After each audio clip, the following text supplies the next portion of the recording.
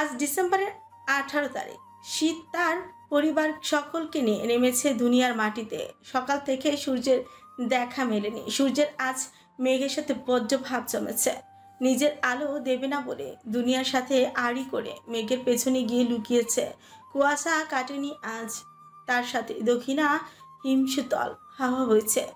সেরাজরা এই আবহাওয়ার মধ্যে কোথাও বের হয়নি। দুপুরের খাবার টেবিলে মিলে প্ল্যান করেছে রাতে পিকনিক করবে। যার যার রুমে এই ঠান্ডা আবহাওয়ার জন্য লেপ মুড়ি দিয়ে শুয়ে আছে। সুমু, সামিয়া আর নাজমিনের সাথে ওদের রুমে আড্ডা দিচ্ছে। শেহরাজ ভিডিও কনফারেন্স মিটিংয়ে ব্যস্ত। স্যান্ডি শেহরাজের পাশে দাঁড়িয়ে আছে। শেহরাজের চোখে মুখে কিছুটা চিন্তার ছাপ। স্যান্ডি অনেকক্ষণ ধরে লক্ষ্য করলো, জিজ্ঞাসা করার সাহস করে উঠতে পারেনি। জমের মতো ভয় পায় সে তার স্যারকে। আবারও স্যার বলে এক কথায় সে স্যারের জন্য নিজের জানও কুরবান করতে পারবে। স্যারের বললে এক কথায় সে স্যারের জন্য নিজের জানও কুরবান করতে পারবে। এই যে এখন মুখটাকে কঠিন করে ল্যাপটপের সামনে বসে মিটিংয়ে ব্যস্ত। স্যান্ডি অনেক ঋণী এই মানুষটার কাছে। শুধু স্যান্ডি মাঝে মাঝে বুঝে পায় না এমন রাগী গম্ভীর বদমেজাজি মানুষটা ওইটুকুন একটা পুচকে মেয়ের প্রেমে কিভাবে পড়ল। তা আবার যে সে প্রেম না, গভীর প্রেম। ম্যামও কিভাবে এমন রাগী গম্ভীর বদমেজাজি মানুষটাকে সামলাবে। অবশ্য তার স্যার নিজের পার্সোনাল লাইফে একদম বাচ্চা সুলভ। ম্যাম হয়তো স্যারের শুধু নর্মাল ব্যবহারগুলোই দেখেছে। স্যার প্রফেশনাল লাইফটা দেখলে কি ম্যাম আদৌ স্যারের সাথে নিজের জীবন বাঁধতে পারত? হয়তো না, আবার হয়তো হ্যাঁ। ভালোবাসা হয়তো অনেক কিছুই পারে। সত্যিকারের ভালোবাসা হয়তো অসাধ্য সাধন করতে পারে, যেটা ম্যাম করেছে। সেরাজের কণ্ঠস্বর শুনে স্যান্ডি ভাবনা থেকে বের হলো। সেরাজ ল্যাপটপ বন্ধ করে উঠে দাঁড়ালো, দুহাত পকেটে গুজে স্যান্ডির সামনে দাঁড়িয়ে পড়ল। কোথায় ছিলে তুমি এতক্ষণ? মুখ ফুসকে স্যান্ডি বলল। ভাবনায়। ফ্রিকুচকে সেরাজ বলল। ভাবনায় মানে? নিজের ভুল বুঝতে পারলো স্যান্ডি ইতস্তত বোধ করে বলল। আসলে স্যার, আমি একটা কথা ভাবছিলাম। কি কথা সান? স্যার, আরিয়ান স্যার আমাকে কল করে বললেন যে আপনাকে নাকি সকাল থেকে কল করে যাচ্ছে। আপনি নাকি কল পিক করেননি। আরিয়ান স্যার আপনাকে কল পিক করতে বলেছে। আর কি বলেছে? বলেছে যে উনি কোরিয়া থেকে চলে এসেছেন, শুধু নিজের কাজের সময় কোরিয়াতে যাবে। এখন থেকে উনি এখানেই থাকবে, তাও নিজেদের বাড়িতে না, আপনাদের বাড়ি। এখন তিনি আপনাদের বাড়িতেই আছে। চুপ করে রইল শেহরাজ। ধীর পায়ে ব্যালকনিতে গিয়ে দাঁড়ালো। স্যান্ডিকে হাতের ইশারায় রুম থেকে বেরিয়ে যেতে বলল। শেহরাজের ইশারা পেয়ে রুম ত্যাগ করলো স্যান্ডি। পকেট থেকে ফোনটা বের করে সুমুকে টেক্সট করলো। মিনিট 5 মধ্যেই রুমে এসে উপস্থিত হলো সোমা। শেহরাজকে বেলকনিতে দাঁড়িয়ে থাকতে দেখে বলল, আপনার মিটিং শেষ খান সাহেব? কথাটা বলে এগিয়ে আসছিল শেহরাজের কাছে। হঠাৎ শেহরাজের ফোনটা বেজে উঠতে দাঁড়িয়ে পড়লো সোমা। ফোনটা হাতে নিয়ে স্ক্রিনের ওপর আরিয়ান নামটা দেখলো সোমো। ফোনটা নিয়ে শেহরাজের কাছে এগিয়ে গেল। শেহরাজ সুমুর হাত থেকে ফোনটা নিয়ে কলটা কেটে দিয়ে ইনস্টাগ্রামে ঢুকে টেক্সট করল। I am busy now, I will call you after I am free. Text দেখে সুমু ফ্রিকুচকে ফেলল। শেহরাজের দিকে তাকিয়ে বলল, আপনি কথা বলে নিন, আমি পরে আসব। কথাটা বলেই চলে যাওয়ার জন্য পা বাড়াচ্ছিল সোমো। শেহরাজ আটকালো সোমুকে। সোমুর দিকে ঘুরে তাকিয়ে বলল, চলে যাবার জন্য আমি তোমাকে টেক্সট করে ডেকে আনিনি, কথা আমি পরে বলে দিব। আপাতত আই নিড ইউ। সুমু মাথা নিচু করে রেখে বলল, আপনাকে একটা প্রশ্ন করব খান সাহেব? তোমার প্রশ্নটা হয়তো আমি জানি, তবুও করো কি প্রশ্ন। And by the way, next time আমাকে কিছু জিজ্ঞাসা করতে তোমাকে আমার পারমিশন নিতে হবে না সুইটহার্ট, ডিরেক্ট বলে দিবে। সুমু মাথা তুলে তাকিয়ে বলল, আরিয়ান কে খান সাহেব? সকাল থেকে আপনাকে কল করে যাচ্ছে আর আপনিও ক্রমাগত ইগনোর করে যাচ্ছেন। কে এই আরিয়ান? সুমুর এমন প্রশ্নের অপেক্ষাতে ছিল শেহরাজ। সুমুকে নিয়ে বেডের কাছে গেল। বেডের উপর পা ঝুলিয়ে বসে সুমুকে টেনে এনে কোলের উপর বসে জড়িয়ে রাখলো নিজের সাথে। সুমুর গলা ছোট্ট একটা চুমুকে মুখ গুজে রাখলো। শেহরাজের তপ্ত নিঃশ্বাস সুমুর ঘাড়ের উপর পড়ছে। সুমুর পুরো শরীর কাঁটা দিয়ে উঠল। শেহরাজ শক্ত করে সুমুর কোমর জড়িয়ে ধরে আছে। সুমু আবার বলল, সকাল থেকে এই নামের একজন আপনাকে বারবার কল করে যাচ্ছে আর আপনি বারবার কল কেটে দিচ্ছেন। কেন? কে আরিয়ান যাকে আপনি এইভাবে ইগনোর করছেন? সেরাজ সুমুর দিকে তাকালো। সুমুর নরম কোমল গালে একটা চুমু খেয়ে বলল, তোমাকে আমার সম্পর্কে অনেক কিছু জানতে হবে সুইটহার্ট। তুমি আমার পরিবারের কাউকেই চিনো না, জানো না। সুমু উৎসাহিত কঞ্চে বলল, চিনি তো। যেমন ধরুন আপনার বাবাকে আমি চিনি, অনেকবার আপনার ভিডিওতে দেখেছি। আপনার ছোট্ট ভাই রিয়াজকে চিনি, শারবাজ আর আরবাজ ভাইয়ার ছোট ভাই শাহরুখ খানকেও চিনি। আপনার মামাতো বোন ফিরোজাকে চিনি, তবে আরও অনেকজনকেই দেখেছি, তবে তারা আপনার কে হয় জানি না, কারণ আপনি তাদের পরিচয় আর নাম পাবলিক করেননি। ওকে, তাহলে এখন এই মুহূর্তে আমি তোমাকে আমার পরিবারের সকলের সাথে পরিচয় করাবো। সুমু আগ্রহ নিয়ে তাকিয়ে রইল সেরাজের দিকে। সেরাজ বেড থেকে ফোনটা হাতে তুলে নিল। ফোনের লক স্ক্রিন অন করতে সুমুর হাস্যজ্জ্বল একটা ছবি ভেসে উঠল। সুমু অবাক হলো না, কারণ ছবিটা সে আগেই দেখেছে। সেরাজ ফোনটা আনলক করে গ্যালারির অপশনে ঢুকল। কি যেন মনে করে ফোনটা আবারও বেডের উপর রেখে দিয়ে বলল, আগে সকলের সম্পর্কে বলি, তারপর না হয় দেখব। সুমু খুব উৎসাহ নিয়ে ঘাড় কাত করে রইল সেরাজের দিকে। সেরাজ সুমুর দিকে তাকিয়ে মুচকি হেসে বলল, আমার জন্ম হয়েছিল আফগানিস্তানে। আমার দাদা যান জনাব শাহাবুদ্দিন খান ওপরে কঠোর আর ভেতরে নরম মনের মানুষ ছিলেন। আফগানিস্তানের মানুষদের মাঝে মাঝে অনেক দুর্গতি পোহাতে হতো। খাবার সংকট ছাড়াও আরও অনেক রকমের সমস্যা লেগেই থাকে ওখানের মানুষের জীবনে। আফগানিস্তানরা সকলে তালেবান পাঠান। ওখানের পুরুষদের দাড়ি রাখতেই হয় আর মেয়েদের পর্দা করতেই হয়। আমার দাদা যেন তেমন খুব আল্লাহপ্রেমী মানুষ ছিলেন। কাজ ছাড়া বেশিরভাগ সময় মসজিদেই পড়ে থাকতেন। আমার দাদার পূর্বপুরুষদের পারিবারিক অবস্থা মোটামুটি ভালো ছিল। আমার দাদা যান আফগানিস্তানে মানুষদের নিজের সামর্থ্য অনুযায়ী অনেক সাহায্যও করেছিলেন। আমার দাদা জানের কোনো মেয়ে ছিল না, 2 ছেলে সন্তান, আর আমার দাদি যান সালেহা বেগমকে নিয়ে সুখেই ছিলেন। আমার বাবা জনাব শাহবাজ খান সেনাবাহিনীর কর্মকর্তা ছিলেন। নিজের কাজের প্রতি খুব সিনসিয়ার ছিলেন তিনি। আর আমার ছোট চাচা জনাব শেহজাদ খান আমাদের পারিবারিক ব্যবসা সামলাতেন। দাদা জানের শারীরিক অবস্থা তখন খুব একটা ভালো ছিল না। বয়সের সাথে সাথে শরীরে নানান রকমের অসুস্থতা ধরা পড়েছিল। একদিন আমার ছোট চাচ্চু ব্যবসার কাজে বাসা থেকে কিছুদিন দূরে থাকেন। দাদা আর দাদি তখন বাসায় একা। 15 দিন পর আমার ছোট চাচ্চু বাসায় ফিরেন, সাথে একজন ভদ্র মহিলাকে নিয়ে। দাদা যান চাচ্চুকে জিজ্ঞাসা করতেই চাচ্চু জানান তিনি বিয়ে করেছেন। মেয়েটা চাচ্চুর ক্লাসমেট ছিল। কলেজ লাইফ থেকে তাদের মধ্যে সম্পর্ক ছিল। চাচ্চুর এমন একা একা বিয়ে করাটা দাদা যান কিছুতেই মেনে নিতে পারেননি। আমাদের বংশের নিয়মের বাহিরে গিয়ে চাচ্চু বিয়েটা করেছেন। চাচ্চুর এইভাবে বিয়ে করাতে দাদা যান অসুস্থ হয়ে পড়েন, কিন্তু আমার দাদি যান মেনে নিয়েছিল আমার কাকিমা আফিয়া বেগমকে। দাদিজান ইচ্ছে করে দাদাজানের সকল দেখাশোনার ভার কাকিমাকে দেন। কাকিমা দাদাজানের সব দেখাশোনার ভার আর সংসারের সব দায়িত্ব এক হাতে সামলাতে শুরু করেন। কাকিমার এমন দায়িত্ব কর্তব্যবোধ দেখে দাদাজান খুশি হন। বংশের নিয়মের গণ্ডি ভেঙে দেন দাদাজান। কাকিমার সেবায় আস্তে আস্তে সুস্থ হয়ে ওঠেন তিনি। দাদাজান চান আমার বাবা মানে শাহবাজ খানকেও বিয়ে দিতে। 2 ছেলের সন্তানদের মুখ না দেখতে পারুক, তাদের বিয়ে অন্তত দিয়ে যেতে চান তিনি। আমার বাবা বিয়ের অর্ডার পেয়েও বিয়ে করেছিলেন না।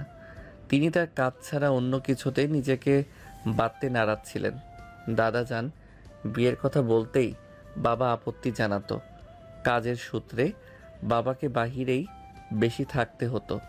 ছুটি পেলেও খুব একটা বাসায় আসতো না। হঠাৎ একদিন একটা গোপন মিশনে গিয়ে বাবা প্রায় 10 দিনের জন্য নিখোঁজ ছিল। বাবার টিমের কেউ বলতে পারছিল না বাবার খোঁজ।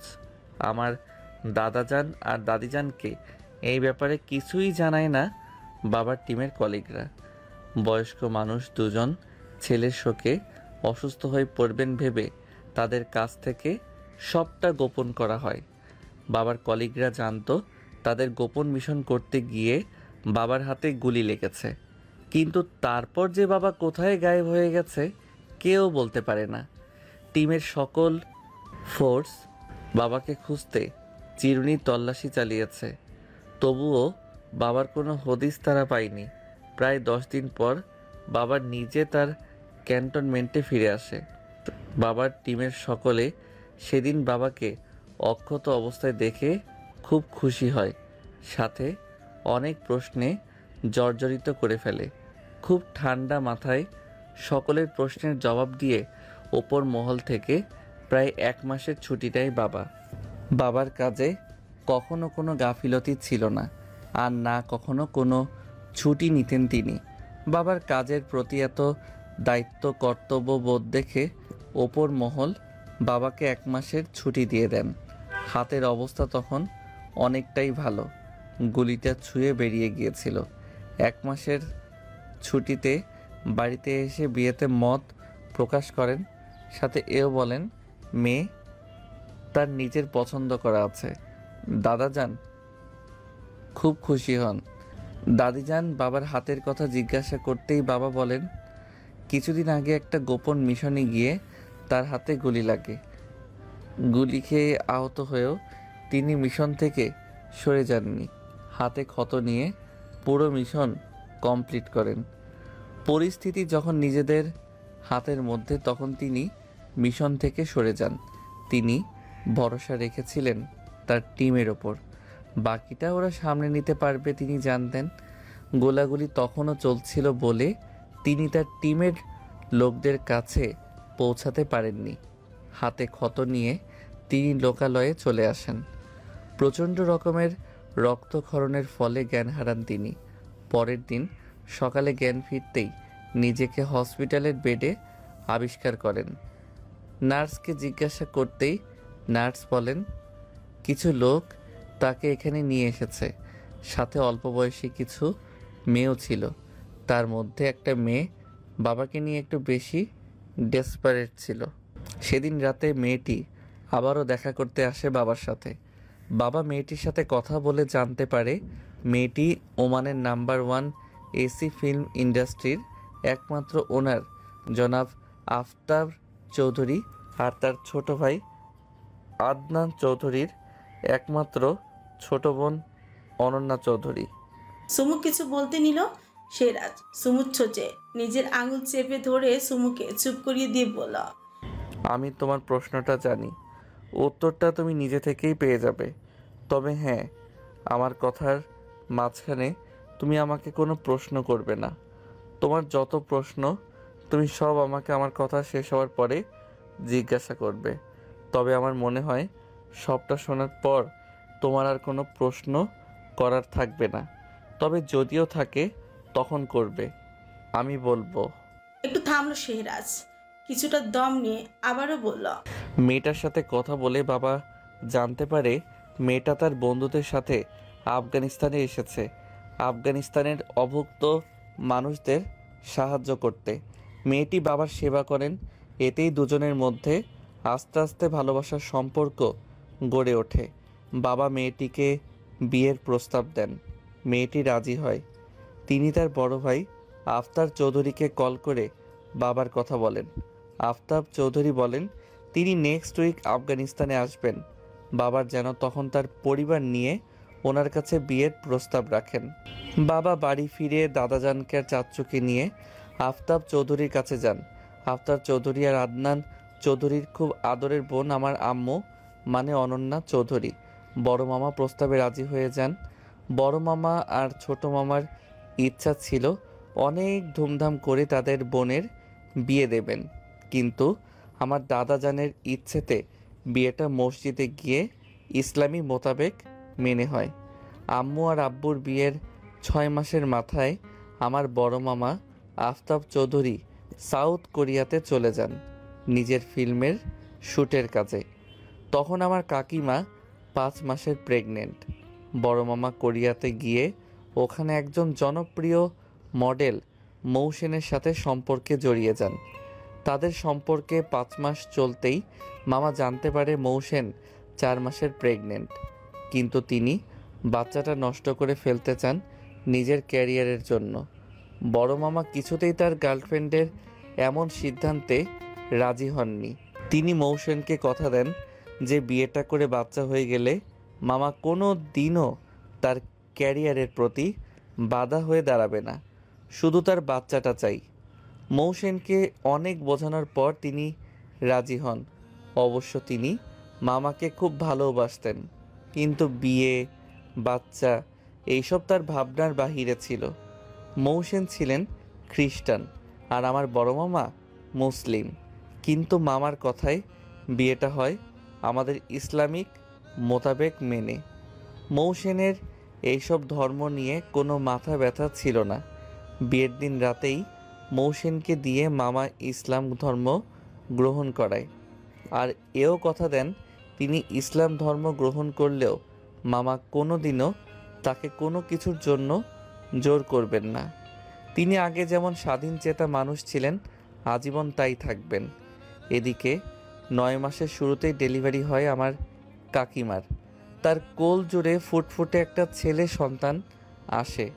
দাদাজান খুশি হয়ে বাচ্চাটার নাম দেন সারবাস, কিন্তু কেউ এটা জানতো না আমার আম্মুও তখন 3 মাসের প্রেগনেন্ট। অবশ্য আম্মু নিজে থেকেই জানায়নি কাউকে।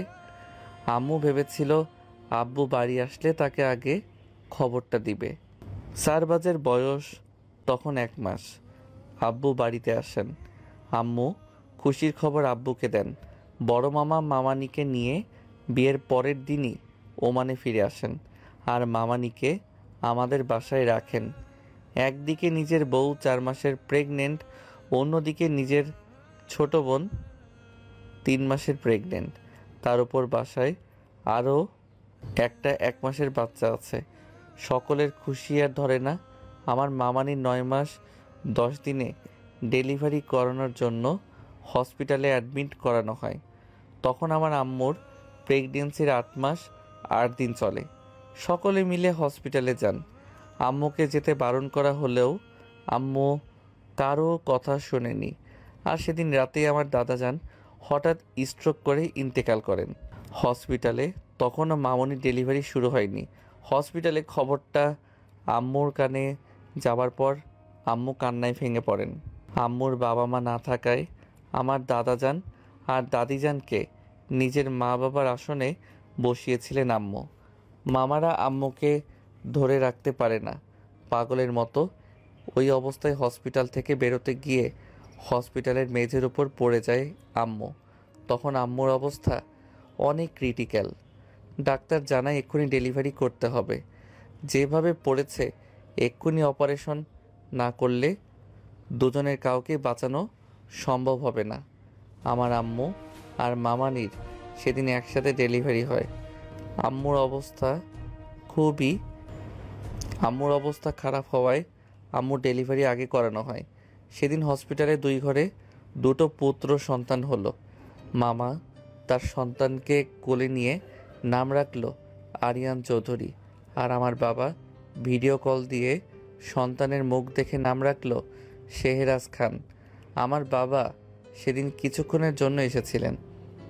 আমার দাদাজানকে দাফন করে আবারও চলে গেছিলেন তার কাজের জায়গায়।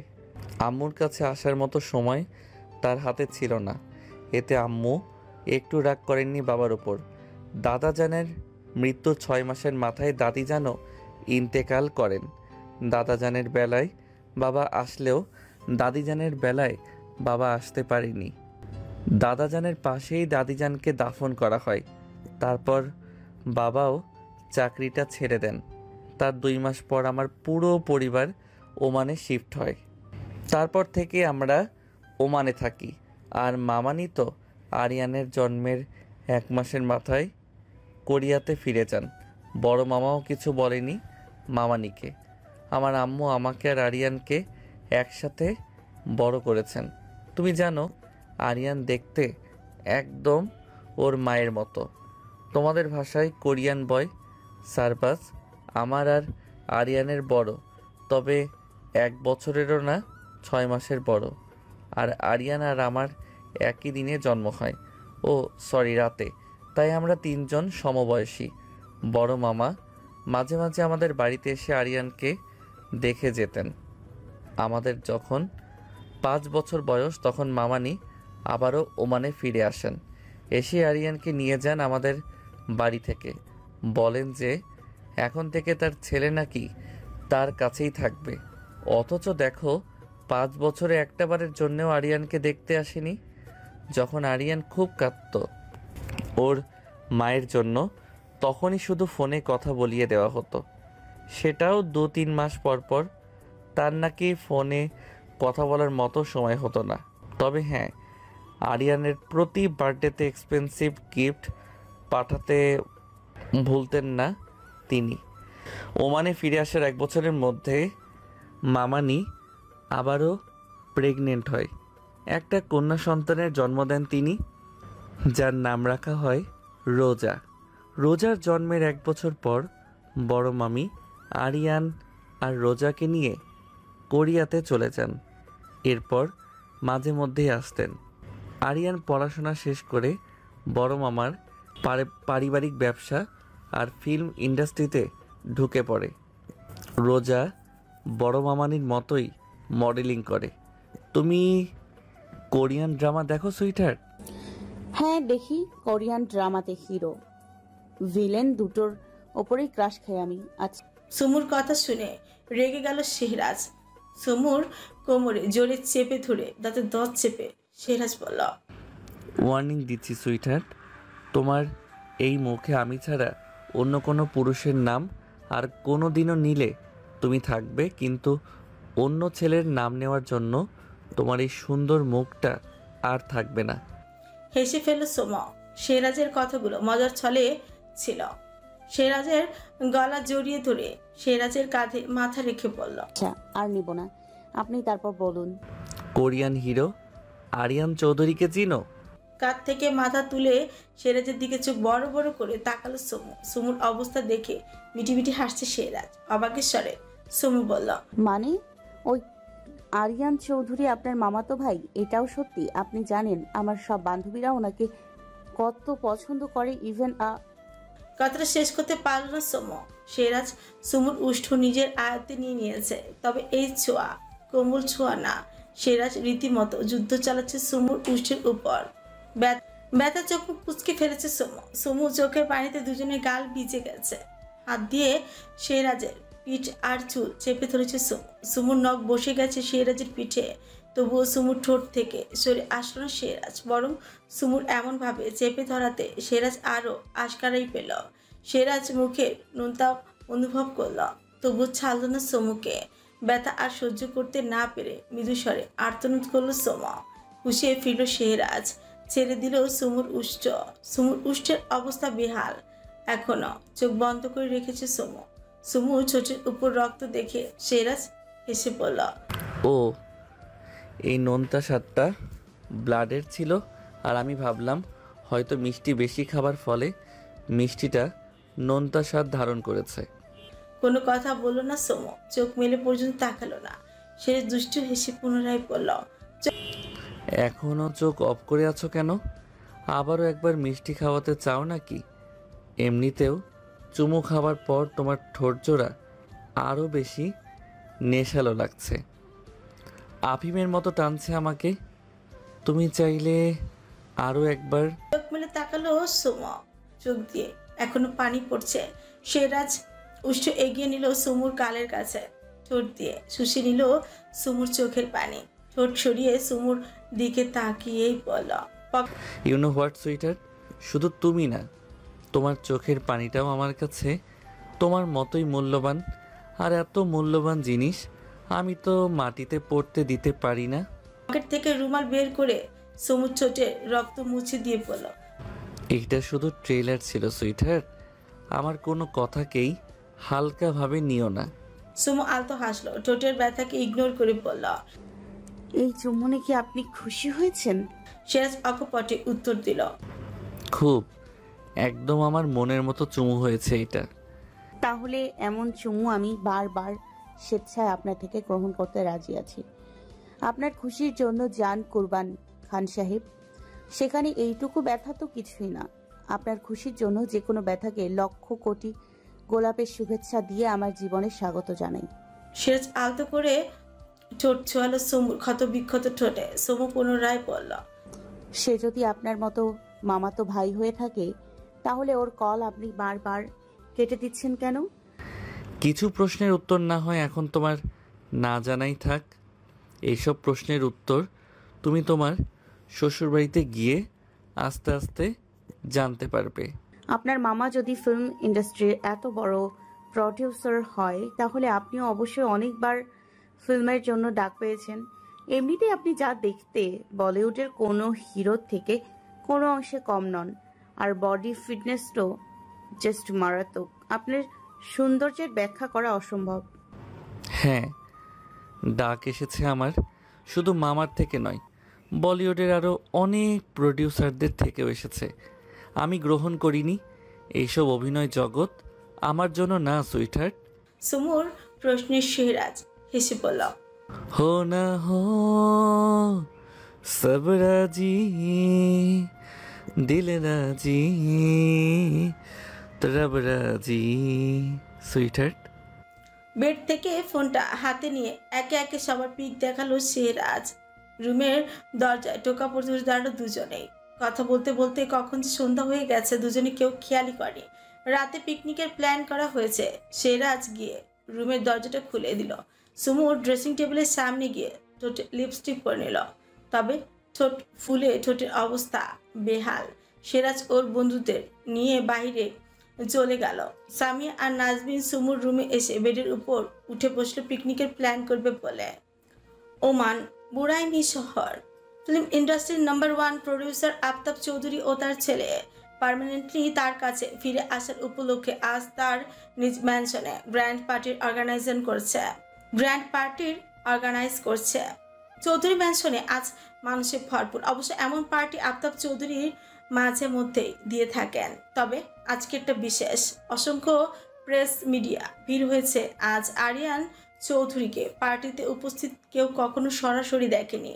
8 বছর বয়সে মৌ সেনের সাথে গড়িয়ায় মাটিতে পা রাখার পর খুব একটা ওমানে আসেনি আরিয়ান। রোজা বেশিরভাগ সময় ওমানেই থাকতো।